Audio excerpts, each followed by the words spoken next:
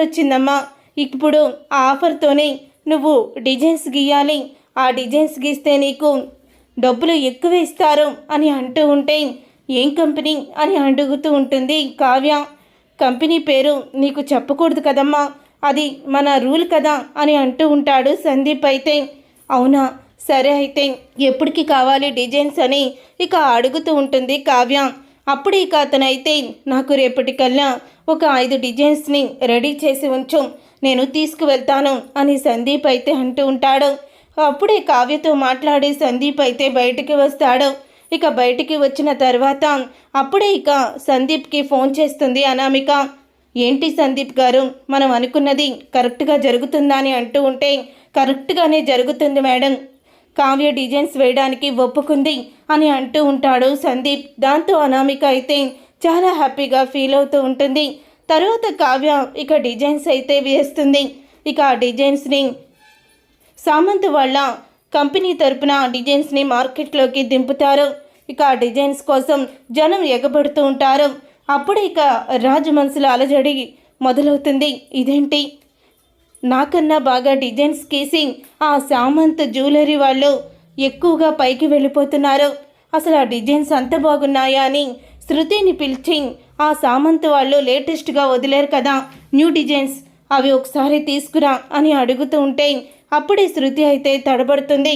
ఏంటి, ఎందుకు అలా తడబడుతున్నావు అని అడుగుతూ ఉంటే, సారీ సార్, మీకు ఒక విషయం చెప్పాలి అని అంటూ ఉంటుంది శృతి. అయితే ఏంటది, అవి అచ్చం మన కావ్య మేడం గీసినట్టే ఉన్నాయి సార్ ఆ డిజైన్స్, ఒకవేళ మేడం ఆ కంపెనీలో జాబ్కి ఏమన్నా వెళ్తున్నారేమో అని అంటూ ఉంటుంది శృతి. అయితే ఆ మాట విని ఒక్కసారి రాజు అయితే షాక్ అయిపోతూ ఉంటాడు.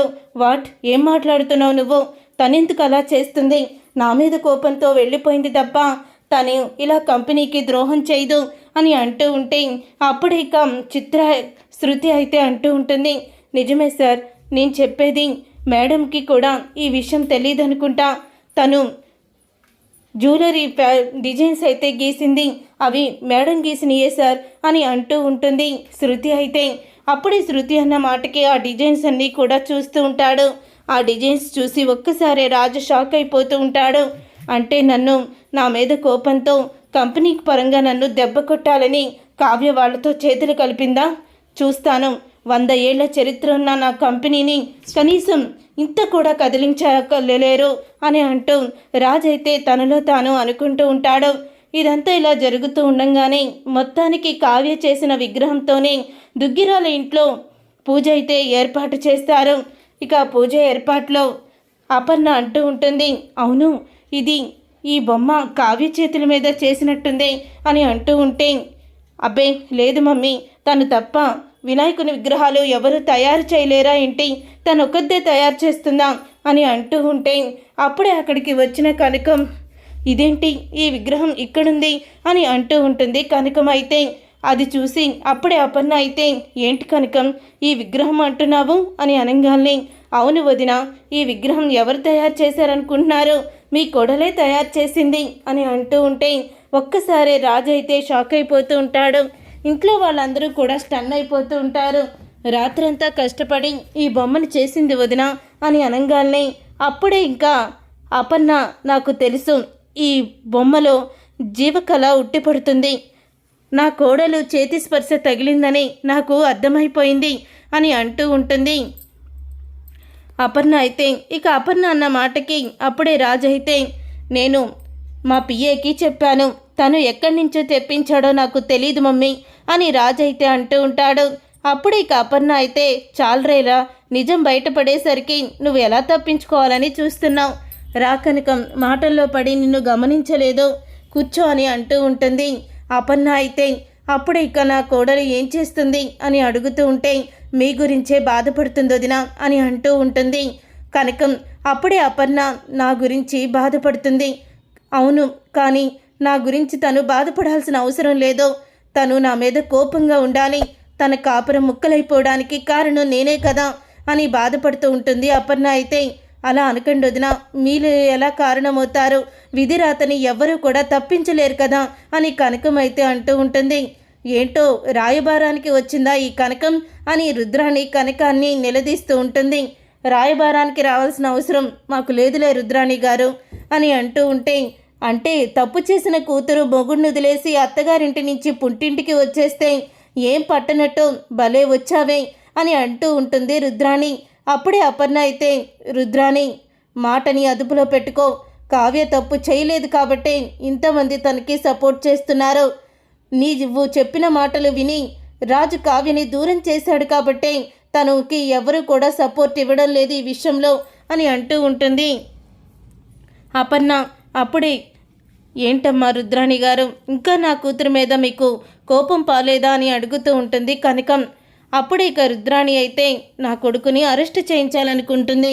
అసలు దాని మీద నాకెందుకు కోపం పోతుంది, జీవితంలో ఎప్పటికీ పోదు అని రుద్రాణి అంటూ ఉంటుంది. తన మాటలేమీ పట్టించుకోవద్దు అని అపర్ణ కనకాంతో నచ్చజెప్తూ ఉంటుంది. ఇదంతా జరుగుతూ ఉండగానే ఇక కావ్య అయితే సైకిల్ మీద డిజైన్స్ ఇవ్వడానికైతే వెళ్తూ ఉంటుంది. అలా వెళ్తూ ఉన్నప్పుడే సరిగ్గా ఇక రాజు కారు అయితే అప్పుడే వచ్చి కావ్య వెళ్తున్న సైకిల్ని అయితే గుద్దేస్తుంది. అలా సైకిల్ని గుద్దేసిన తర్వాత అసలు ఏంటి వీళ్ళు, కనీసం రోడ్డు మీద వెళ్తూ కళ్ళు పెట్టి రోడ్డుని చూడరా అంటూ తిట్టుకుంటూ కిందకి దిగుతాడు కారులో నుంచి. రాజు అయితే కారులో నుంచి దిగిన వెంటనే సైకిల్ మీద నుంచి పడిపోయి తలకి గాయము ఉన్న కావ్యని చూసి ఒక్కసారే షాక్ అయిపోతూ ఉంటాడు. కావ్య, కళావతి అని అంటూ ఇక తనని స్పృహలోకి తీసుకురావడానికి ప్రయత్నిస్తూ ఉంటాడు. అప్పుడే దాని పక్కనే తను వేసిన డిజైన్స్ అయితే ఉంటాయి. ఆ డిజైన్స్ చూసి తనకి కోపం వస్తుంది. ఇంకా అప్పుడే కానీ తను కళ్ళు తిరిగి పడిపోవడంతో స్పృహలోకి రాకపోవడంతో అప్పుడే ఇంకా రాజు అయితే తనని హాస్పిటల్కి అయితే తీసుకువెళ్తాడు. అలా హాస్పిటల్కి తీసుకువెళ్ళిన తర్వాత డాక్టర్ అయితే ఇక ట్రీట్మెంట్ అయితే చేస్తూ ఉంటారు. ఇంతలో అక్కడికి డాక్టర్ వచ్చి ఆవిడకి అవుట్ ఆఫ్ డేంజర్, కానీ కొన్ని టెస్టులు రాశాము, ఆ టెస్టులు వస్తే అప్పుడు తనని ఇంటికి పంపించేస్తాము అని అంటూ ఉంటుంది డాక్టర్ అయితే. అది విని రాజు అయితే, సరే డాక్టర్, నేను బిల్లు మొత్తం పే చేసేస్తాను, నేను వెళ్తాను అని రాజు అయితే వెళ్ళబోతూ ఉంటాడు. ఇంతలో నర్సు వచ్చి, ఆవిడ రిపోర్ట్స్ వచ్చినాయి మేడం, ఒక్కసారి చూడండి, దీంట్లో ఒక విషయం ఉంది అని అంటూ ఉంటుంది నర్సు అయితే. అప్పుడే అది చూసి డాక్టర్ అయితే షాక్ అయిపోయినట్టు ముఖం పెడుతుంది. అది చూసిన రాజు అయితే, ఏమైంది డాక్టర్, తన రిపోర్ట్స్లో ఏమని వచ్చింది, ఎందుకు మీరు ఆశ్చర్యపోతున్నారు అని అంటూ ఉంటే, సార్ మీరు మీ ఆవిడికి తలకి దెబ్బ తగిలిందని తీసుకొచ్చారు, కానీ తను తలకి దెబ్బ తగిలినందుకు కాదు కళ్ళు తిరిగి పడిపోతా అని డాక్టర్ అయితే అంటూ ఉంటుంది. అది విని రాజు అయితే, ఏమైంది తనకి, ఎందుకు తను అలా కళ్ళు తిరిగి పడిపోయిందో చెప్పండి అని అడుగుతూ ఉంటే అప్పుడే ఇక డాక్టర్ అయితే, తను ప్రెగ్నెంట్ అండి, మీరు తండ్రి కాబోతున్నారు, అందుకే తను కళ్ళు తిరిగి పడిపోయింది, కానీ తను చాలా బలహీనంగా ఉంది, ఇలాగే ఉంటే కడుపులోని బిడ్డకి కూడా ప్రమాదమే అని అంటూ ఉంటుంది డాక్టర్ అయితే. ఎప్పుడైతే కళావతి ప్రెగ్నెంట్ అని చెప్పిందో అప్పుడే రాజు అయితే షాక్ అయిపోతూ ఉంటాడు. ఇప్పుడు తను ప్రెగ్నెంట్ అని ఆనందపడాలా, ఇంట్లో నుంచి వెళ్ళిపోయి తన పంతానికి నన్ను వదిలేసిందని బాధపడాలా అని అంటూ చాలా బాధపడుతూ ఉంటాడు రాజు అయితే. తర్వాత రాజు కావ్య గీసిన డిజైన్స్ చూసి, నా మీద దీనికి ఎంత కోపం, వేరే కంపెనీకి మాకు పోటీ అని తెలిసినా కూడా డిజైన్స్ గీస్తుంది, అంటే కంపెనీ మూతపడిపోవాలని కావ్య అనుకుంటుంది కాబట్టే ఇదంతా జరుగుతుంది అని అనుకుంటూ ఉంటాడు రాజు అయితే. అలా అనుకుంటూ ఉంటున్న రాజు బయటికైతే వచ్చేస్తాడు. ఇంతలో కనకం, కృష్ణమూర్తి వస్తారు. హాస్పిటల్కి ఎవరు తీసుకొచ్చారు అని చెప్తే, నా పేరు చెప్పొద్దు, ఎందుకంటే నా భార్య ఇప్పుడు నాతో ఉండడం లేదని రాజు అయితే డాక్టర్కి డబ్బులు ఇచ్చి అక్కడి నుంచి వెళ్ళిపోతాడు. అలా వెళ్ళిపోయిన తర్వాత అప్పుడు ఇక కనకం, కృష్ణమూర్తి డాక్టర్ దగ్గరికి వచ్చి నా కూతురికి ఎలా ఉందని అడుగుతూ ఉంటే, మీ కూతురికి అవుట్ ఆఫ్ డేంజర్, తను ప్రెగ్నెంట్, తల్లి కాబోతుంది, అందుకనే కళ్ళు తిరిగి పడిపోయింది అని అంటూ ఉంటారు డాక్టర్ అయితే. ఆ మాట విని కనకం, కృష్ణమూర్తి చాలా అంటే చాలా ఆనందపడుతూ ఉంటారు. మా అమ్మాయిని ఎవరు హాస్పిటల్లో జాయిన్ చేశారు అని అడుగుతూ ఉంటుంది కనకం అయితే. అప్పుడే ఇక రాజు ఏ విషయం కూడా చెప్పొద్దని చెప్పడంతో అప్పుడే ఇంకా కనకానికి డాక్టర్ అయితే తన భర్తే వచ్చి జాయిన్ చేశాడని నిజం చెప్పదు. హాస్పిటల్ బిల్లు ఎంత అయిందమ్మా అని అడుగుతూ ఉంటే, హాస్పిటల్ బిల్లు అవసరం లేదండి, తీసుకువచ్చిన వ్యక్తే కట్టేశాడు, ఆ వ్యక్తి ఎవరో కూడా మాకు చెప్పలేదని డాక్టర్ అయితే చెప్తూ ఉంటుంది. అది విని, చూసావయ్యా, హాస్పిటల్కి తీసుకురావడమే కాకుండా బిల్లు కూడా కట్టాడు మన అమ్మాయి కోసం, అంతకన్నా అదృష్టం ఏముంది చెప్పు అని అంటూ ఉంటుంది. కనకమైతే, తర్వాత ఇక కావ్య స్పృహలోకి వస్తుంది. నువ్వు ప్రెగ్నెంట్వి అని కనకం ఎంతో సంతోషపడుతూ చెప్తూ ఉండగా తన కడుపు మీద చెయ్యి వేసుకొని ఆనందపడుతూనే ఈ విషయం ఆయనకి చెప్పాలా వద్దా అని ఆలోచిస్తూ ఉంటుంది. ఏంటమ్మా ఇంకా ఆలోచిస్తున్నావో? నీ కడుపులో నీ బిడ్డే చెప్తుంది తనకి తండ్రి కావాలని. వెంటనే నువ్వు అల్లుడి గారికి ఫోన్ చెయ్యి అని అంటూ ఉంటుంది కనకమైతే. అప్పుడే ఇక కనకం చెప్పినట్టే కావ్య అయితే రాజుకి ఫోన్ చేస్తుంది. కానీ రాజు ఫోన్ లిఫ్ట్ చేయడం. తర్వాత ఇక రాజు అయితే ఎందుకు నన్ను పదే పదే విసిగిస్తున్నావు, ఫోన్ పెట్టేయి అని అంటూ ఉంటాడు. అది విని కావ్య అయితే చాలా డిసప్పాయింట్ అవుతుంది. తను చాలా బాధపడుతూ ఉంటుంది. ఇక అపర్ణకి కావ్య ప్రెగ్నెంట్ అని తెలుసుకొని చాలా ఆనందపడిపోతూ ఉంటుంది. అప్పుడే ఇక రాజు వెళ్తూ ఉంటే కావ్య ప్రెగ్నెంట్ గురించి నీకు తెలుసా అని అడుగుతూ ఉంటే తెలుసు మమ్మీ అని రాజు అంటూ ఉంటాడు. నేనే కదా తనని హాస్పిటల్కి తీసుకొచ్చింది. సైకిల్ తొక్కుంటూ నా కారు కింద పడి కళ్ళు తిరిగి పడిపోయింది.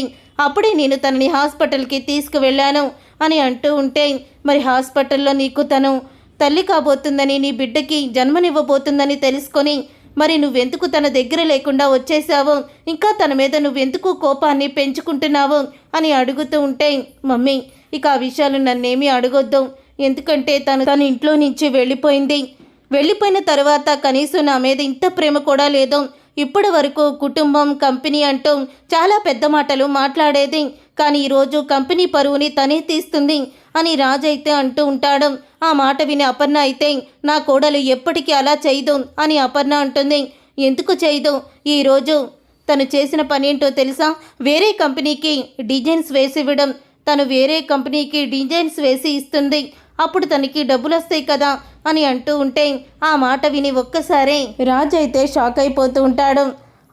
కావ్య గురించి ఇంతమంది మంచిగా ఆలోచిస్తున్నారు, కానీ నువ్వు మాత్రం తన గురించి ఏమీ పట్టించుకోవడం లేదు.